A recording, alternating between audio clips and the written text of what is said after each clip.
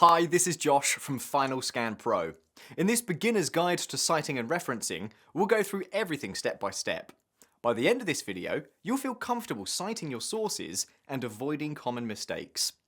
Let's start by understanding the difference between citation and referencing. A citation is the source you mention in the body of your paper. For example, inside brackets, as a number, or in a footnote. You can think of it as a pointer to more information. A reference gives the full details of that source. It includes things like the journal name, paper title, volume, and page numbers, and it's usually placed at the end of your paper. In short, you cite in the text and you reference at the end. There are many different citation styles. Some use author and date, some use numbered citations, and others use footnotes. But the fundamental principle is always the same. You must clearly credit the original source so readers can trace the information back to where it came from. Now that we know the difference between citations and references, let's look at when you should cite and when you shouldn't. You should cite whenever you use someone else's exact words, paraphrase or summarize their ideas, use images, charts, or figures. Include data, statistics, or research findings.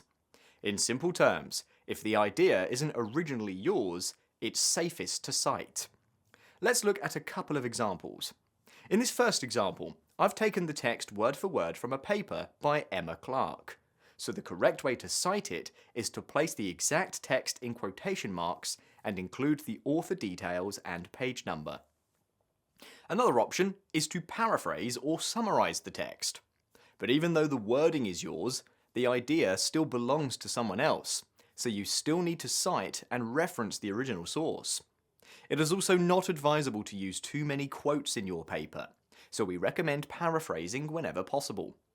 It's very important to cite whenever you use someone else's research findings. Here, we're referring to results from another study. Even if you put this in your own words, it's still based on someone else's research, so you must cite the original source. If you include a chart, graph, or image from another source, or even adapt one, you still need to credit the original author.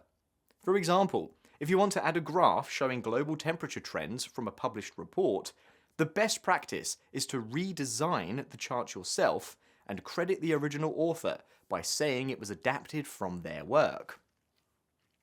If you want to use the exact image, you usually need permission from the publisher, because the copyright belongs to them. Once permission is granted, make sure this is clearly stated in the caption by writing "reproduced with permission."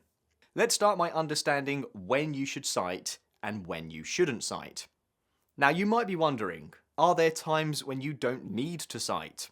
Yes, you usually don't need to cite information that's considered common knowledge, facts that are widely known and easy to find in many sources. Let's look at a few examples. Exercise is good for your health. This is a basic, widely known fact, so it usually doesn't require a citation. But now, look at this statement.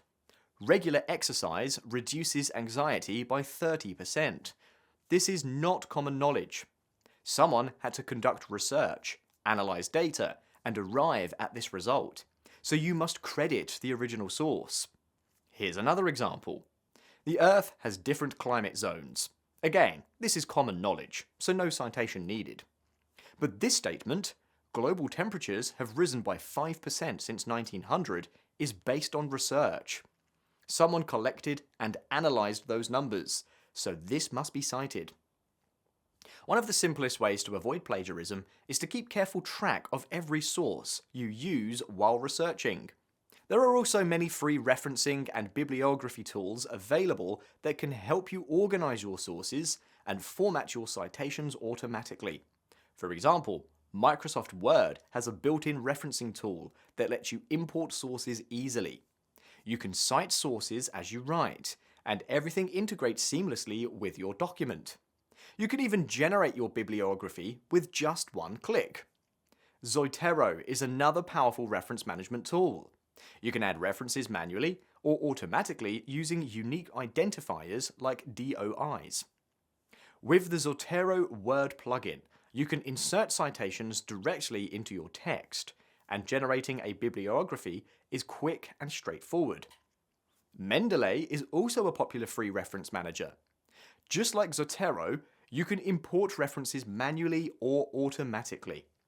You can use the Word plugin to cite while writing and generate your bibliography in seconds.